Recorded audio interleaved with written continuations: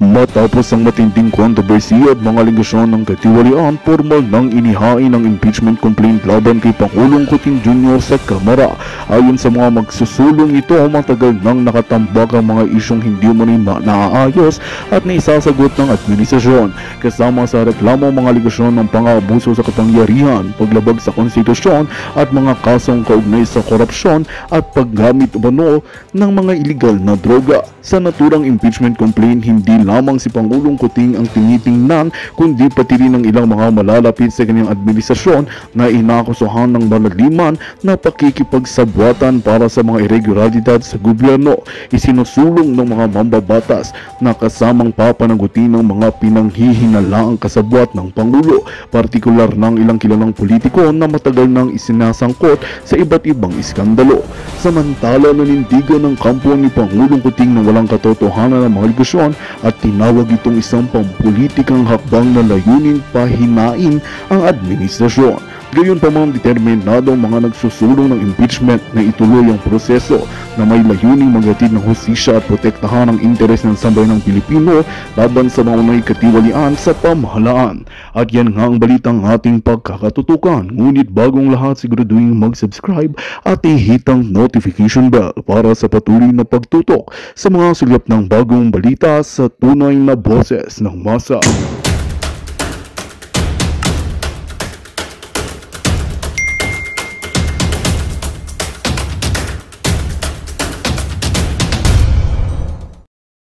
Nito kay Attorney Trixie. Palakpakan natin sila. Yes, Attorney Trixie po. Andyan po mga kaibigan. At ang aking university mate nung kolehiyo kami. We treaded on different path, pero para kami mga ilog na may iba't ibang pinanggalingan, ngunit ang pinatutunguhan ay isa lamang, ang direksyon ng dagat ng paglaya sa pamamagitan ng katotohanan. Beethoven Crasco, batch kami. Ayan, mabuhay tayong lahat mga kaibigan. Maisog Rally Canada, nawala po ang sounds. Teka lang guys, ayusin po natin yung sounds. Teka lang po. Ayan po. Ako'y pulagpas sa katotohanan at hindi pa yumakap sa kapayapaan, lalo na sa panahon ng rockstar President Digong Duterte. Kaya kami bumalik, tumulong at nanindigan na ang pagbabago ng lipunan at pagtatatag ng tamang pamumuno ay sa mapayapang paraan by engaging the government in peaceful, transformative, but with clear principles of advocating good governance. Yun ang dahilan kung bakit kami bumalik at yun ang dahilan kung bakit nagsasalita pa rin ako kasama kayo. Yes!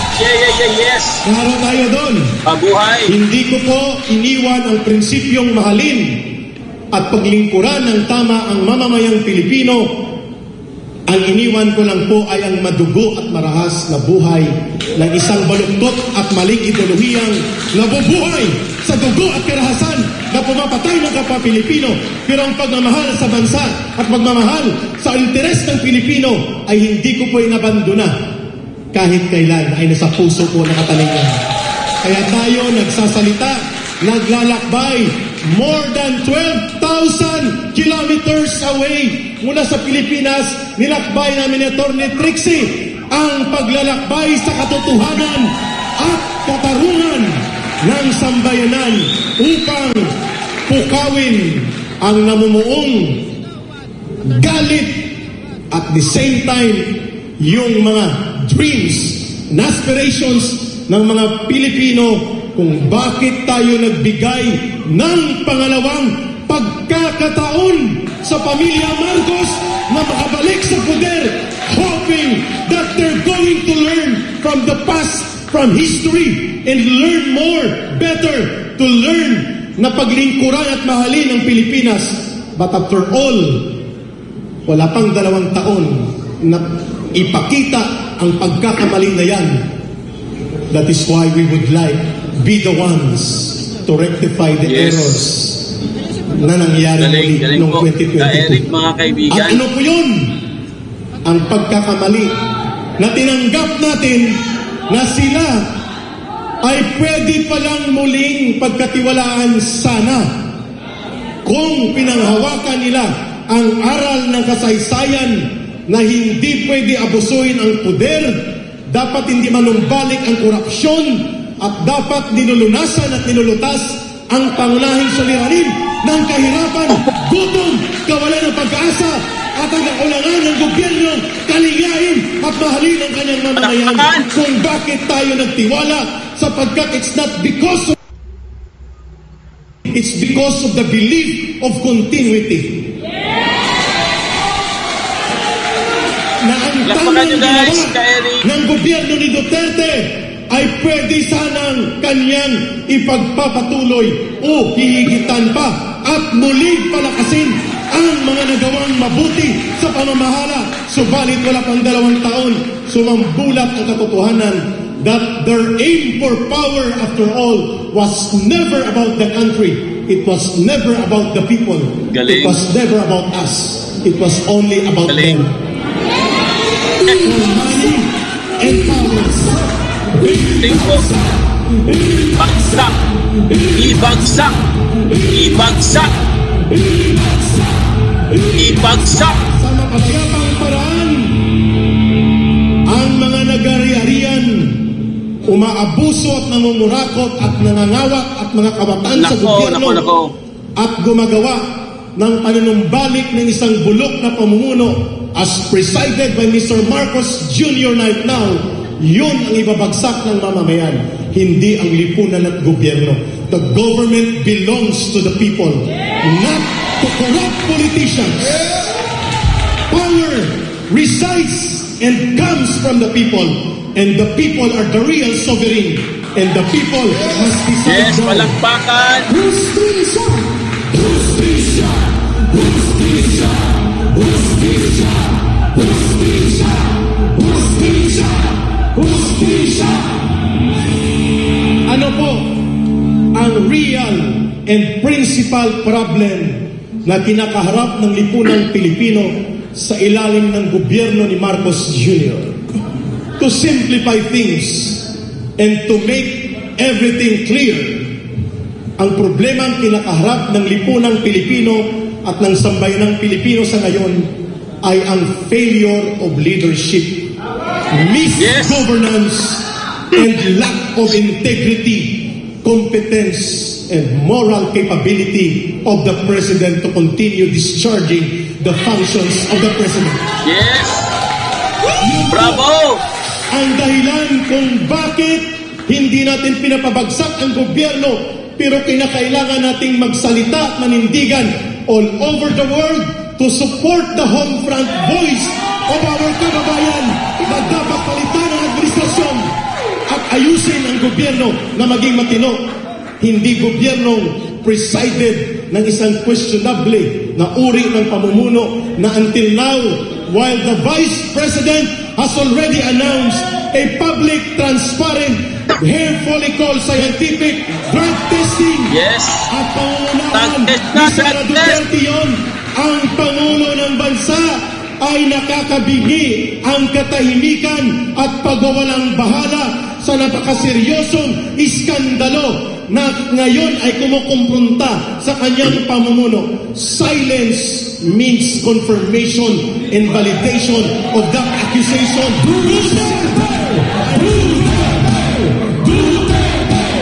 Duterte! Duterte!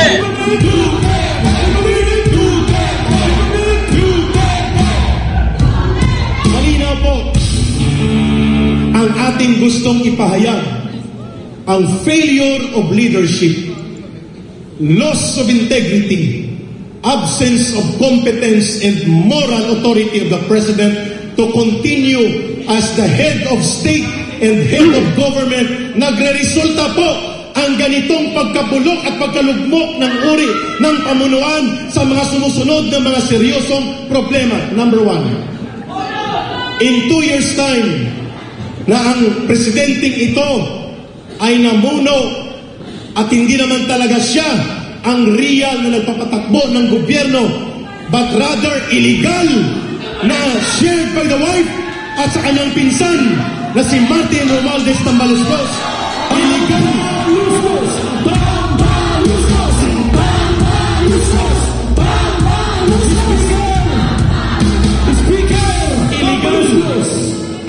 partisipasyon at pangingialam ni Lisa Araneta Marcos at ni Martin Romualdez sa functions of the President because they are not elected by the people but they are exercising an excessive and scandalous abuse of power. Yan po ang dahilan kung bakit lack of moral integrity, loss of integrity, and bankruptcy of leadership. Sapagkat ang inihalal ng taong bayan ay si Marcos Jr. Pero ang aktual na nagpapatakbo at umaabuso ng kapangyarihan ng Pangulo ay ang kanyang asawang ambisyosa na abusado pa at ang pinsan niya. Lisa Tamas! Lisa Tamas! Lisa Tamas! Lisa Tamas! Lisa Tamas! Ang katotohanan ay gumuguhit ng mapait at mahapdi na sugat, subalit yan ang sugat na pupukaw sa mga manhid at sarado nilang pag-iisip. Yun ang tamang dapat gawin na marinig nila. Pangalawa, while power is being abused by those who have no mandate and authority to exercise the powers of the President, ang pangalawang problema sa failure of leadership ay sa ilalim ni Marcos Jr. nanumbalik ang monumental and massive corruption. Yes, tama. Ang pangungurakot, pangulimbat at pagnanakaw, pandurobo sa kaban ng bayan, never seen before. Kagaya ng nangyari sa tatay niya, ay laganap na laganap ang latay ng pangungulimbat at pag-atake sa kaban ng bayan. Magnanakaw! Magnanakaw! Magnanakaw! Ano po ang ating pagbibigay ng katotohanan sa monumental and massive corruption na tinotolerate at pinapakinabangan ni Marcos Jr. sa flood control project alone? Hindi niya pwedeng ituro si Rodrigo Duterte sapagkat in 2023 and 2024, 1.4 trillion pesos ang flood control allocated project sa kay Marcos Jr. Inanod lang lahat ito papunta sa bulsa ng mga kawataan ng politiko sa pangunguna mismo nila Marcos. Magnanakaw! Magnanakaw!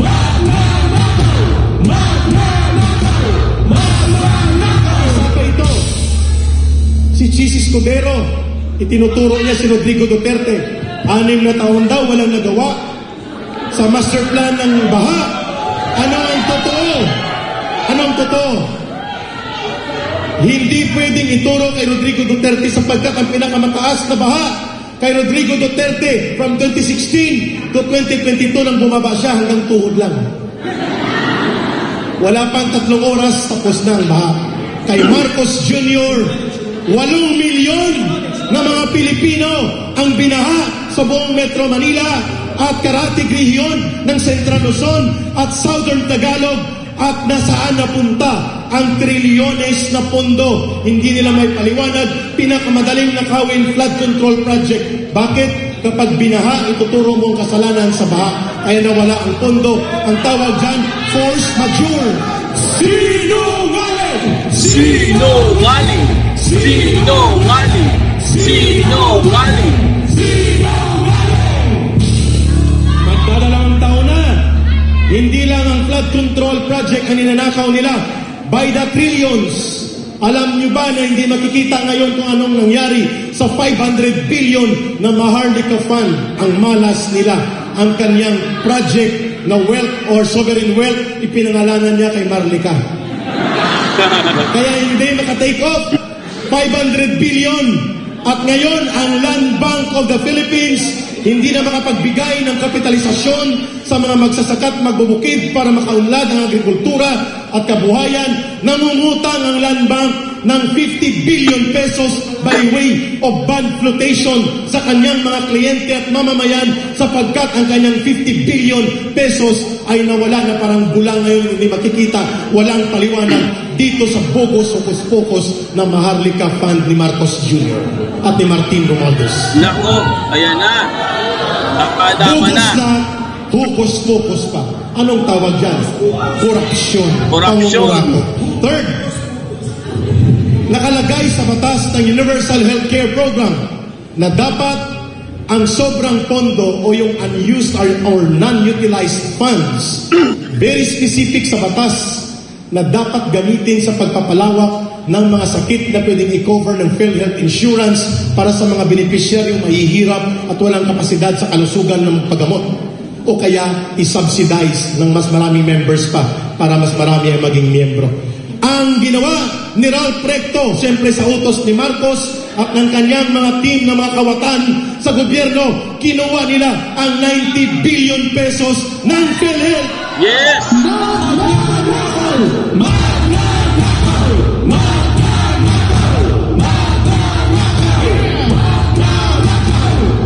Araw-araw, 4 sa bawat 10 Pilipino ang tinatamaan ng mga infectious diseases pero hindi may paggamot, na mamatay na lamang, lalo na sa mga liblib na lugar ng kanayunan na hindi maaabot ng ospital at kalsada sapagkat kulang ang serbisyo sa ikabubuti ng kalusugan ng ordinaryong mamamayan. Subalit na nakawin nila ang 20 billion at gagamitin nila sa unprogrammed budget nila para gawing ayuda ni Martin at ni Lisa at ni Marcos. Kalukuhan, katarantaduhan, isang malaking insulto at pagnanakaw sa harap ng taong bayan. Ninakawan na tayo at in-hold up, papalakpakan pa natin sila. Kalokohan! Lokohan! Pangatlo, hindi lamang korupsyon, hindi lamang failed leadership at abuso sa kapangyarihan, kung hindi sa loob ng 2 taon ni Marcos ay lumawak ang Pilipinong gutom at walang trabaho. More than 4.8 million Filipinos ang walang trabaho o kulang ng trabaho sa Pilipinas. Ngayon, habang nagsasalita tayo, 16 million Filipino families ang nagsasabi sila ay naghirap ng lalo sa loob ng 2 taon ni Marcos Jr.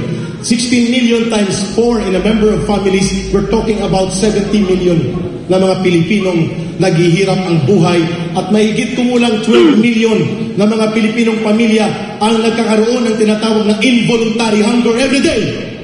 Ibig sabihin, nagugutom sila hindi dahil nagda-diet sila.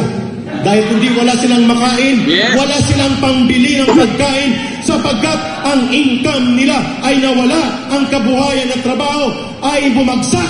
Yan ay dahil umaatras, lumalayas ang mga direct investors sa Pilipinas at napupunta sa karatig bansa, and even ang kanyang digma-digmaan at kapangkapangan laban sa China, it cost us more than 2 billion pesos in income of tourists coming from Chinese tourists in 6 months alone, and very many more na mga problema ang ilulunsad nitong digma-digma na kapangtapangan niya sa China instead of talking diplomacy and peaceful negotiations and dialogue. Gandang Ito ang araw, pinakamalaking Margaret problema. In Malibon. 6 months alone, we lost 2 billion pesos in the income of tourism. Saan napunta ito?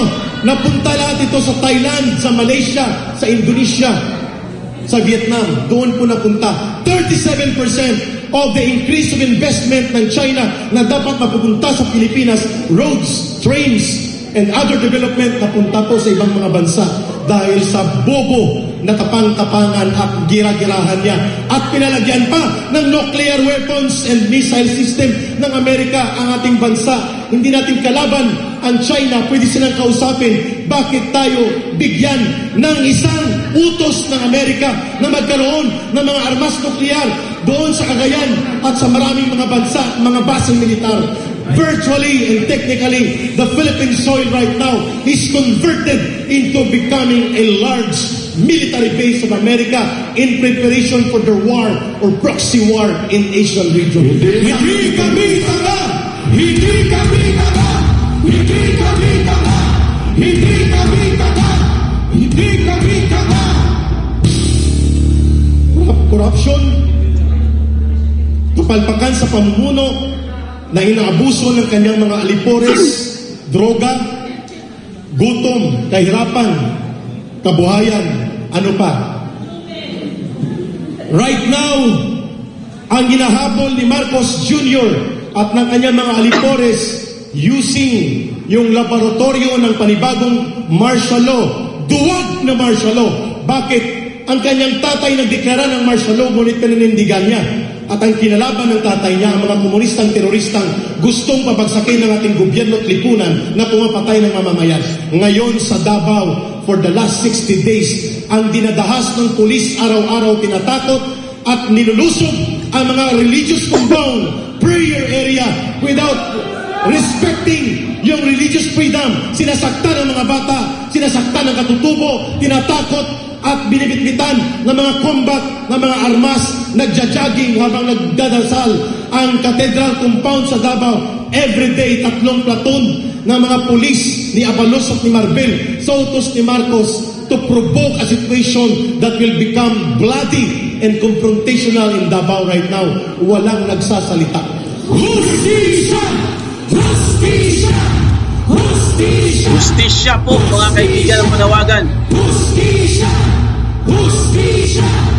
Justisya! Yung mga tumulong sa kanya, si Rodrigo Duterte, si Sara Duterte, ang mga supporters nito, si Pastor Kibuloy, ang Kingdom of Jesus Christ, ang SNMI, lumaban po ito kontra sa CPP, NPA, NDF.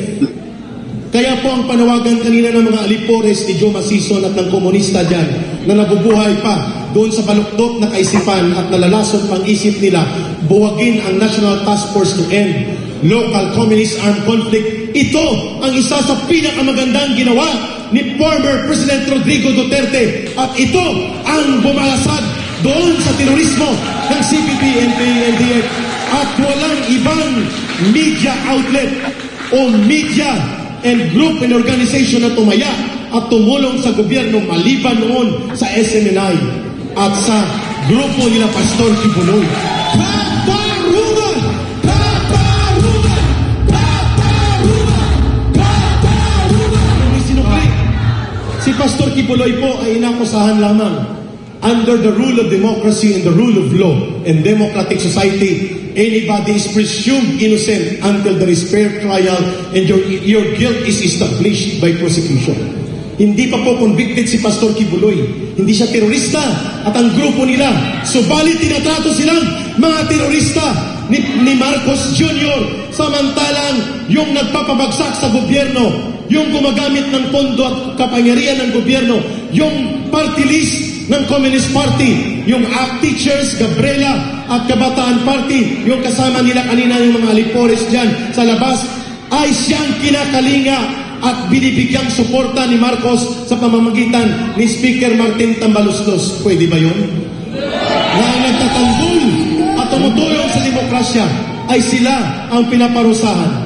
Rodrigo Duterte, hindi siya perpektong pangulo ng bansa, pero sino lang ang nanindigan against all political opposition na ipalibing ang tatay niya na tinatawag sa buong mundo na diktador doon sa libingan ng mga bayani. Subalit walang utang na loob ang tarantadong presidente na ito. Walang utang na loob. Balasubas ang klase. Subas! Balasubas! Balasubas! Balasubas! Yun ang tamang gawin. Hindi lang Judas, Barabas, balasubas pa. Balasubas! Sinoong ni Rodrigo Duterte ang lahat ng oposisyon at pagtutol upang mabigyan ng dangal at karangalan ang kanyang ama na naging sanhi ng pagkakawatak-watak ng mga Pilipino at marami dito sa ating mga henerasyon na lumaban sa diktadura. I was not able to fight the dictatorship sapagkat na-recruit ako 1989 dahil panganak ako 1971. Subalit ang pag-recruit sa amin ay kasama ang naratibo ng diktadura ni Marcos Sr. And yet, when this president na Balasubas na walang utang na loob si ginawa ng former president sa kanya at ng mga tumutulong sa kanya, run for presidency, tumulong kami, hoping that they will redeem themselves for the good of country and people. Pero hindi. Kaya hindi lang tayo binudol, binalasubas tayo ng tarantadong pangulo na ito na nakaupo ngayon sa Malacanang. Bawal sana!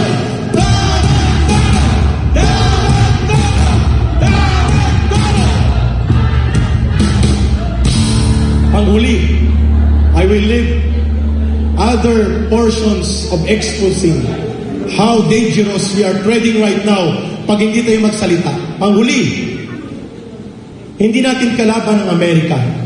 Hindi rin natin dapat kalaban ng China. We must be friends to all, and the primordial motivation for foreign relations and foreign policy should be Filipino interests first. At hindi kailangan pumunta tayo sa digmaan kung ang pinag-uusapan ay mga bato-bato at mga tubig, 5 million square miles ang lawak. Walang Pilipino nakatira doon. Instead, yung barko na ating binahura doon sa Ayungin Shoal, the rest yan ay mga bato-bato. Ang pinag-uusapan po dyan is not about direct territorial claim. It's about maritime dispute and claims about exclusive economic zone na hindi pwedeng digmaan ang solusyon. Pag-uusap. Pakikipag-usap. We are not condoning or we are not keeping a blind eye doon sa pangbubuli ng China. But we have to have equal level of dialogue and confrontation, not on the verge of bringing war to the doorstep that will bring death and destruction to us. Pwedeng pag-usapan yan na ginawa ni Rodrigo Duterte. Hindi ibig sabihin kung nakikipag-usap ka doon sa katunggali mo, ikaw ay taksil sa inang bayan. That is a very wrong and illogical conclusion. Ang pakikipag-usap ay bahagi ng diplomasya. Ang diplomasya ay bahagi ng pakikipag-ugnayan sa mga bansa. In all of Southeast Asian nations or even in the whole of Asian region, ang Pilipinas ay isolated sa kanyang mga neighboring countries dahil sa digmaan at tapang-tapangan na foreign policy ni Marcos Jr. Anong epekto niyan? Ang mga investment in tourism, trade, and economic na mga engagement natin na nakikinabang tayo, we're losing more than $23 billion of opportunities na siyang nakalatag in the pipeline ng bumaba si Rodrigo Duterte na ipagpapatuloy ng bansang China under negotiations of dialogue and diplomatic relationship. Lahat ng ito nang wala, pero pinalitan ng $500 million, kukurampot, at ito ay bibili ng bomba at mga training pangpatay, hindi para ibuhay, para sa pagkain at trabaho ng mga Pilipino. Gaano kabaluktot ang ganyang pag-iisip ng Pangulo ng Bansa? Kalokohan! Kalokohan! Kalokohan! Kalokohan! Ang ating pagtitipon dito ngayon ay hindi destabilization. We are not promoting rebellion. We are not promoting sedition. We are promoting the good citizens' duty that we are going to speak for truth, stand for what is true and just and correct, and we should be part of redeeming our country, unifying our people, and build a truly righteous government for the people. Yan po ay kapangyarihan ng soberanya na nasa mga mamamayan, recognized both by the Constitution and by the international law, that when the government promotes oppression, tyranny, and state terrorism, just like what Marcos is doing right now in our country, the people have the right to stand and revoke their sovereign mandate and redeem their government. At ano ang direksyon natin? Walang iba, mapayapang pagtitipon, people power. Upang ang mga tagapagtanggol ng Estado at mamamayan will be forced to take their duty. Under the Constitution right now ng Pilipinas, the armed forces of the Philippines is the protector of the state and the people. They are not the protector of corrupt politicians and immoral president with no integrity and competence to govern our country. The mandate that is vested by law, by the Constitution, to the armed forces and to the security sector is for them to protect the state and the people. And where is the threat coming now against the state and the people? From the failed leadership and abusive and corrupt governance of Marcos Jr. That threat should be resisted by the people as their sovereign mandate to stand as good citizens of the country. People power is not illegal. People power is a sovereign mandate of the people. For as long as we do not promote arms uprising against the government and we are in the ambit of legal exercise of democratic rights and the sovereign mandate of the people, kinikilala ko yan sa mga jurisprudence ng mga batas sa Pilipinas.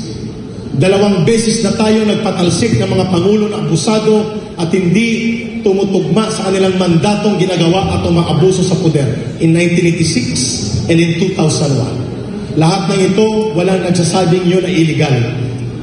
Hindi po yun destabilisasyon. Yun po ang mabuting tungkulin ng isang mabuting mamamayan. At kasama po kayo dito sa Canada. Makibaka! Makibaka! Makibaka! Makibaka! Makibaka! We are not for bloodshed. We are for the sovereign rule of the rule of law that shall protect the people and establish a truly righteous and good government. And that is a duty that we owe to our children in the coming generation. Magandang balita ang hatid namin sa inyo ngayong araw. Sa pagtatapos ng aming balitaan, nagbigay kami ng mga mahalagang impormasyon. Maraming salamat sa pagtutok at pagsuporta sa aming programa. Huwag kalimutang manatili sa mga susunod na araw para sa mga bagong balita at mga kwento na dapat nating abangan. Mula sa Boses ng Masa, magandang araw, Pilipinas!